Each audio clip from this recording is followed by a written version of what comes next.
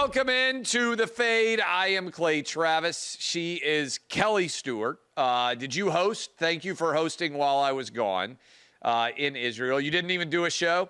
I didn't. You know, our good friend Todd Furman You left could have me lied. on red. I would have given you credit because the time delay was such. I had no idea what was going on stateside while I was in Israel. You could have just said, yeah, it's the best show I've ever done.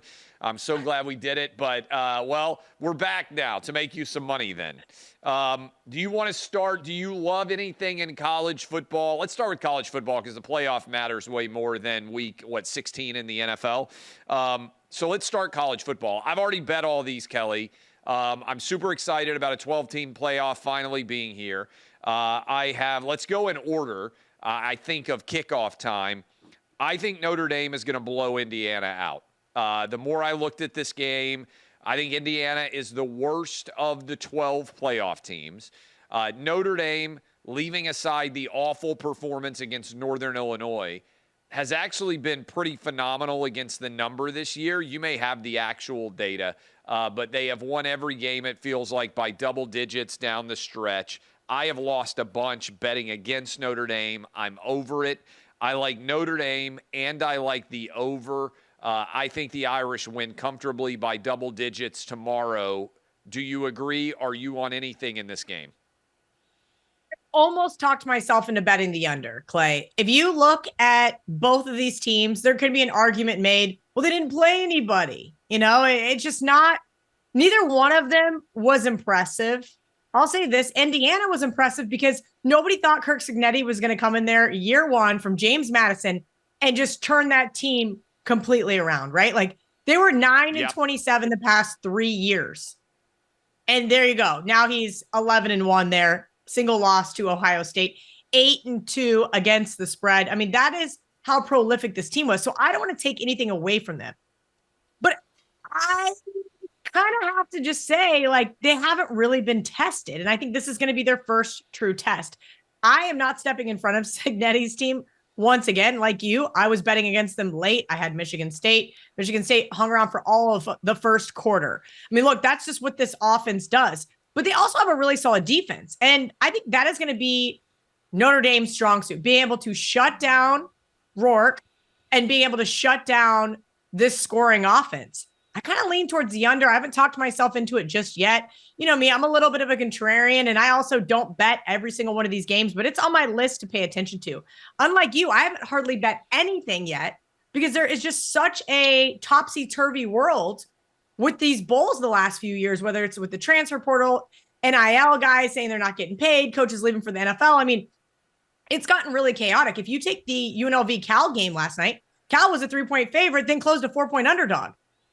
Sometimes you want to get the best of the number, and sometimes you want to get the best of the information. No matter what point in time you bet UNLV, you had a winner in your pocket. So I've really taken the backseat approach this year and just said, you know what? I've got teams that I'm looking for on my list. If things start to get on the move too out of control, I'll pay attention to the odds screen and either bet accordingly or time to stay off. And hopefully the playoff games like this one we have seen not move at all, right? We haven't seen your Vols team in Ohio State move at all, which I think is very interesting as well. We'll talk about in a minute. But some of these bowl games, I just have to say, all right, I like this side. I'm going to hang tight and make sure that nobody decides to opt out 2 days before the bowl game that may move this line 3 points. SMU plus 8.5 against Penn State on the road in Happy Valley.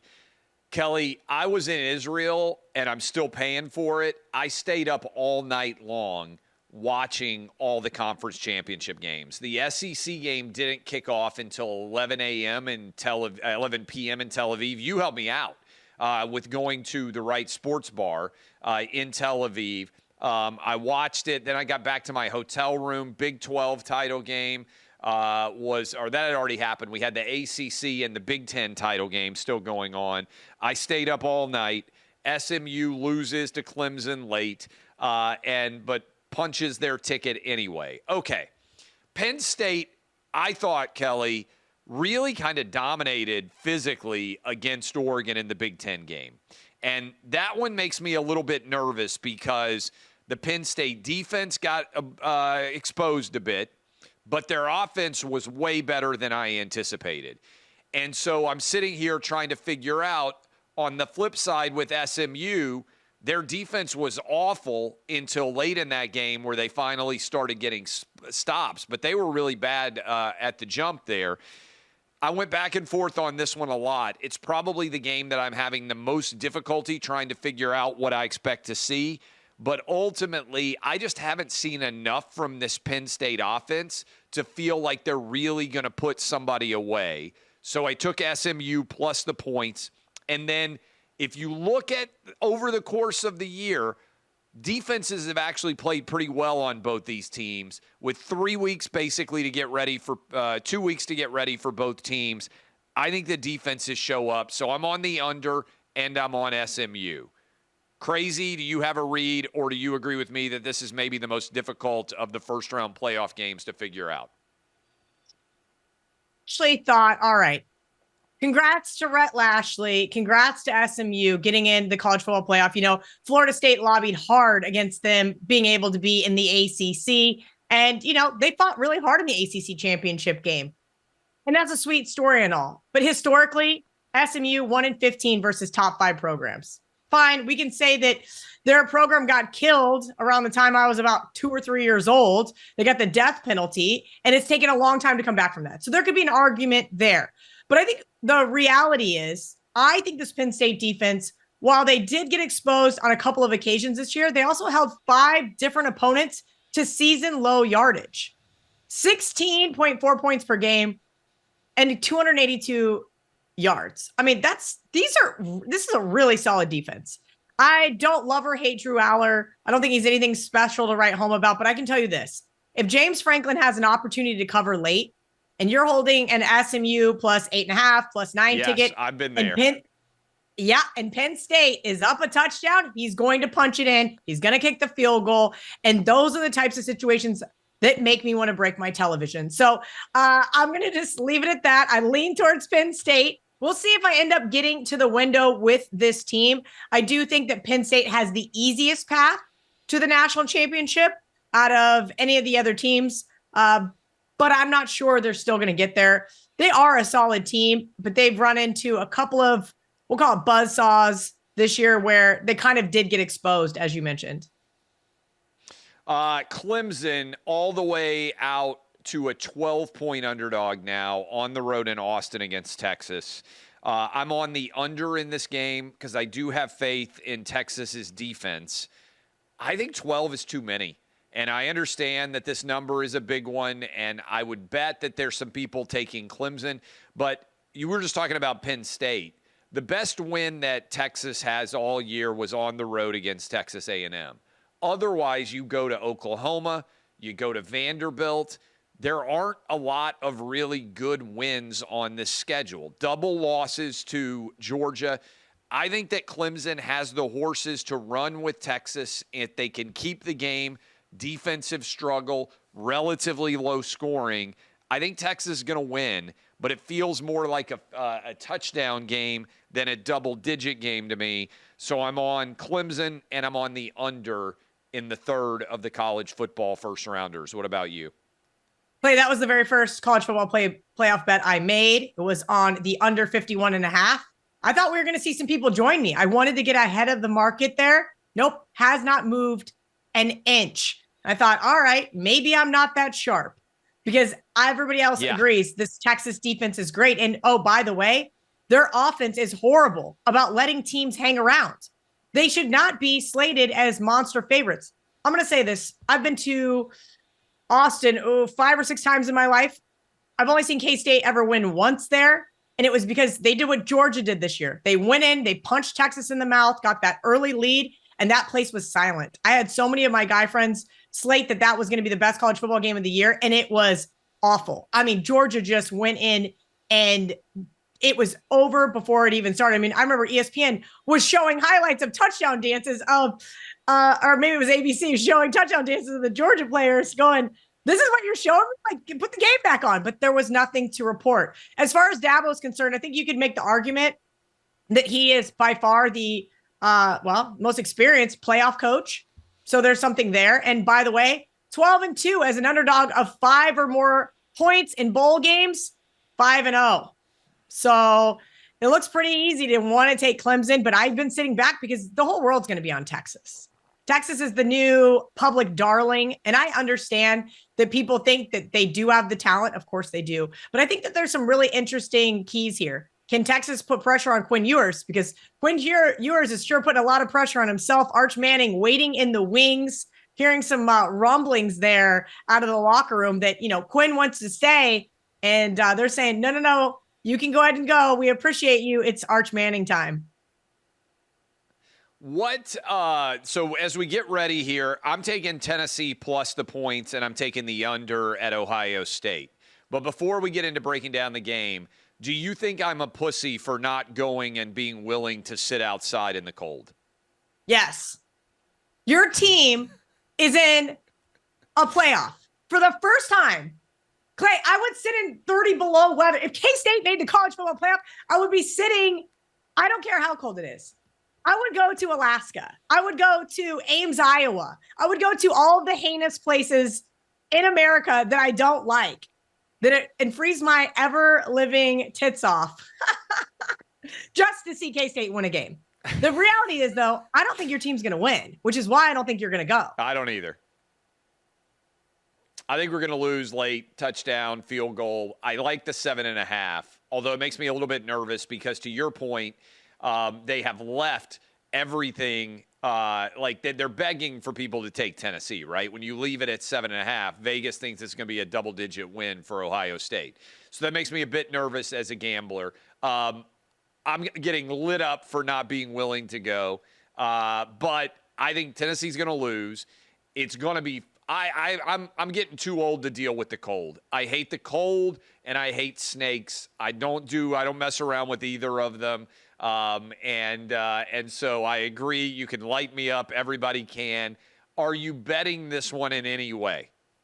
So I'm going to tell you this, Clay. I want to take the 7.5. I think Tennessee is so square. The contrarian means like, come on, Kelly, come on in. The water's warm. You know exactly what this is. But instead, I bet Ohio State plus 525 to win the whole thing. I think that they have the more experienced team. I think that they have a fairly easy path. I've been betting against Oregon all year long. I just need Ohio State to win here. Took the plus 550 for the college football champion to be the Ohio State Buckeyes. So here's my breakdown on this game, and I've watched every game that both of these teams have played. I don't feel confident in Tennessee's ability to beat a top 10 team on the road. They haven't done it under Josh Heupel. They have had a few opportunities. I mean, granted, it's hard to beat Georgia or Alabama on the road, which is most of the top 10 losses that they've had in the Heupel era. But they just haven't been at their best on the road in general. This year, probably the best road performance was at Oklahoma, and it wasn't that great in the second half. We now know Oklahoma's not a fabulous team. Nico's going to have to make some throws, and I just haven't seen enough to believe that he's going to go on the road and hit two big plays like he's going to need to do. If he does, Tennessee can win.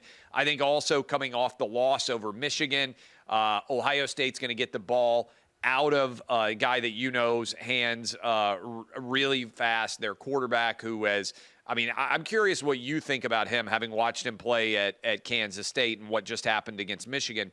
They got a great wide receiver core. I think they're going to get the ball out of the quarterback's hands as fast as they can. What do you think about Will Howard? Do you buy into him? Do you think that he's got the juice as a Kansas State fan, having watched him play a lot of games? What's your take on him? I mean, if you just bet Ohio State to win the national championship, you have to have some faith in him. So here's the reality of what I've seen from Will Howard. He has good games, and then he has horrific games. And that Michigan game was horrific. K-State played Oklahoma State as 13.5-point favorites on a Friday night in October of 2023, and he threw like 3 interceptions. And then look at the box score for the next game. Will Howard bounces back really well off a piss poor performance. He's had almost 2.5 weeks at this point in time, 3 weeks, to be able to say, okay, here's the mistakes that I made. Here's how we can be better. The reality is he has far better weapons at Ohio State. He might not have a better running back, but he has way better wide receivers, and we know that he has a way better defense. And I think that if they can mitigate Will Howard's mistakes, Ohio State should roll. If Tennessee can exploit those mistakes, because Will Howard will turn one interception into two very, very quickly. He gets in his own head, especially without a couple of his buddies on the team being able to defend him on social media. I'm not calling him soft. I'm just saying that I think he doesn't take criticism very well. And that was my main concern with him going to Ohio State. And Ohio State fans have lit him up between the Oregon loss and the Michigan loss because they expect to go undefeated. They expect to win a national championship every year. But I will tell you this. I think Will Howard has balls. I think he has guts. And we've seen it enough times when he was at K-State as either an underdog or in a championship game. He's going to go out there, and I think he's going to give it his all. It doesn't mean he can't be exploited. But I do think if he plays a perfect game, this could get ugly. So here's one thought, too. The Ryan Day angle is real. I think if Tennessee were able to come out in the first quarter and get up a little bit, whatever home field advantage that Ohio State has could turn into a major disadvantage because I think that crowd is ready to turn on Ryan Day and Ohio State. So if Tennessee were able to get up 14-3, 10-0, something like that early in this game, I do think the pressure, the nervousness, the apprehension could start to weigh a bit on Ohio State. I think it's the best and most interesting game of the opening weekend of college football and the opening weekend of the college football playoff overall. So I hope everybody's enjoying it. All right, let's dive into the NFL. Tonight, your Broncos on the road against the Chargers. Chargers around a 2.5-point favorite. Broncos headed for the playoffs. Chargers wobbly after a really good start. Jim Harbaugh, year one. I'm on the Chargers. I think they bounce back, get the win against the Broncos. I'm taking them on the 2.5. What are you doing? Look, I want to take the Chargers here. I do think that it looks like the side to beat coming off that 3 to 2.5, though, is very telling. Look, Chargers outscored 27-0 in that second half versus Tampa. I had a buddy whose best bet was Tampa last week, Clay, and I said, all right, I'm 0-3 on the morning. I'll join you on Tampa. And it didn't look great early, but then it kind of turned on its head after Herbert threw that interception. And that was all she wrote. Baker Mayfield looked like the second coming of John Elway. Now for this week, divisional home favorites, especially in the AFC West, do really well. Well, that's because of teams named the Kansas City Chiefs. If you actually break it down, divisional home favorites not named the Kansas City Chiefs have been absolutely atrocious. I'm going to say this. I'm going to take the easy way out, and I'm going to tease the Denver Broncos tonight. Look, this total being 41 makes it absolutely a perfect teaser spot. You can link it up with a couple of other teams. I like to wait. I like to do open teasers, Clay, so I can sit back and kind of watch and dissect. There's a couple of teams that are currently 7.5-point favorites. You could use Cincinnati if you wanted to. So keep in mind on that if you're unable to do an open teaser. But I think Denver keeping it within a touchdown here with a pretty low total makes the most sense. All right. Here are my other couple of picks. What do you like the best in the NFL this weekend? Oh, God, I hate myself so much, Clay. But I'm going to bet against your Tennessee Titans. But of course. Did you watch what the Colts did to me last week? It was just, I literally, in two games, I had two games that were coming down to the fourth quarter. It was the Jags and the Colts. And after that, I was like, all right, we're done with the NFL because this is how my entire season has gone. Jonathan Taylor decides to showboat and not actually score a touchdown. Anthony Richardson, pick 6. So those types of things will absolutely destroy your bets. But let's look at your Tennessee Titans team. They're saying, all right, we're finally done with the human turnover machine, Will Levis, after he throws another pick 6. Okay, fine. Mason Rudolph, is he that much better?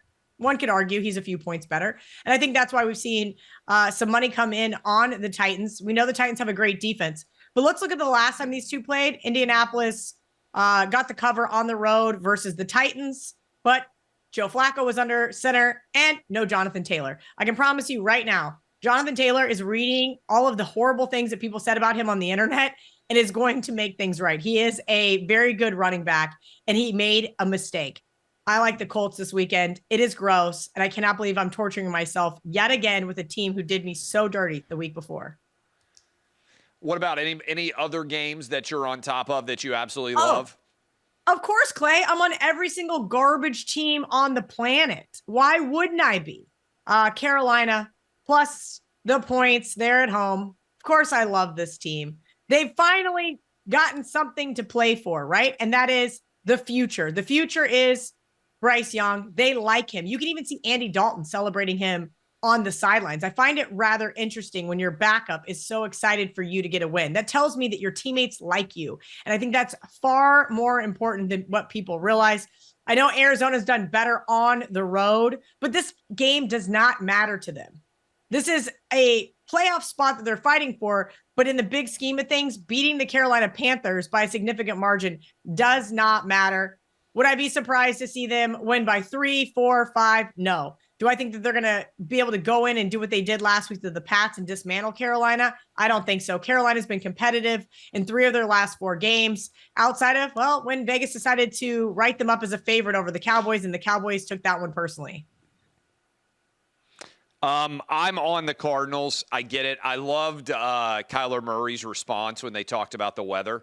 And he said, how cold is it going to be? And they were like 35 degrees. And he said, shit, which actually I thought was really funny if you watch that clip. But I do think the Panthers are interesting.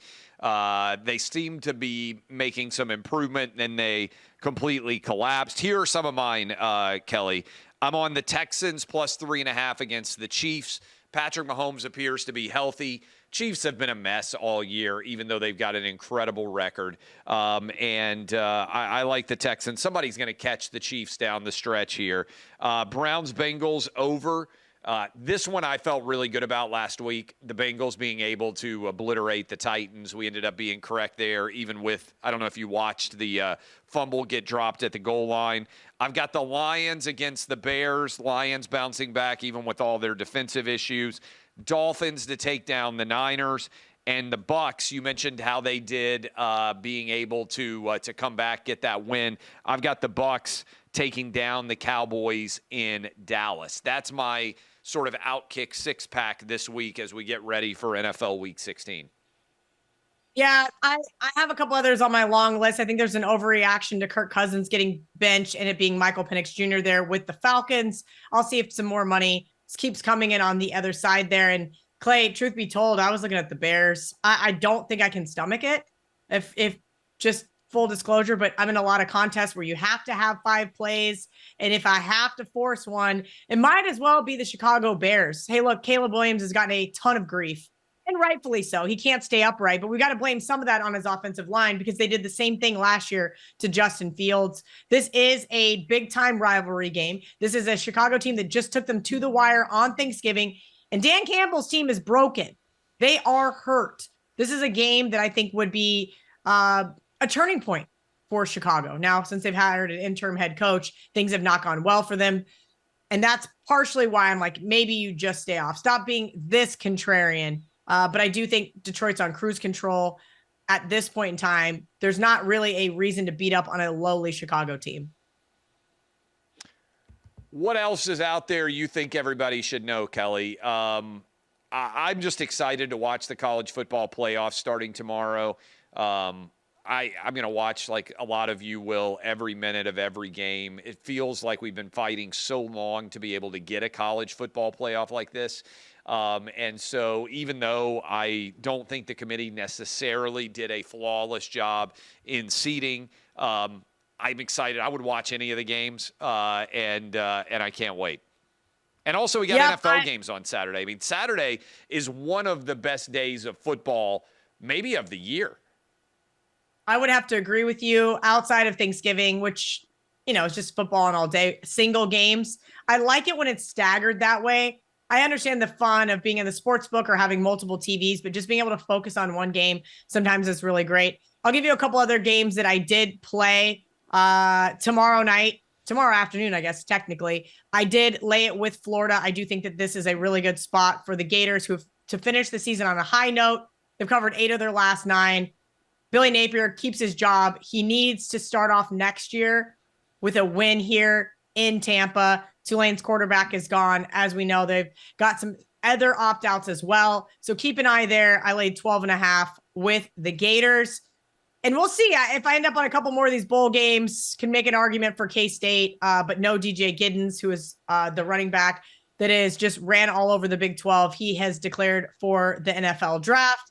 So again, just kind of doing things lightly, day before, day of, and making some wagers before I get burnt by, somebody deciding 2 days before their agent calls and said, hey, guess what? You're going to the NFL, or hey, guess what? We got you more money from Oregon or whatever other team has deep pockets. So just kind of hanging out, but I'm excited for the college football playoff because I do feel like those are, at least we know what we're going to get, right? We know what we're going to get from both of those teams, even though Penn State's backup quarterback already decided he was going to transfer. So hopefully Drew Aller stays healthy and they don't actually need him. Good stuff as always. Kelly Stewart, a.k.a. at Kelly in Vegas on Twitter/X. I'm Clay Travis. I'm going to go see Gladiator 2 now. Kelly, have you seen it? I'm going to go meet Laura. Tomorrow, I'm going to do some work, and then I'm hanging out for a couple of days and just watching football like everybody else. I hope the movie's decent. That's where I'm headed right now. We will see you guys again. If perchance you don't see us between now and then, Merry Christmas to everybody. Hope you and your families get wherever you need to go safely and that you have a fabulous time with your friends and family. And I hope we hit on some winners for all of you out there. Kelly, thanks, and we'll see you again soon.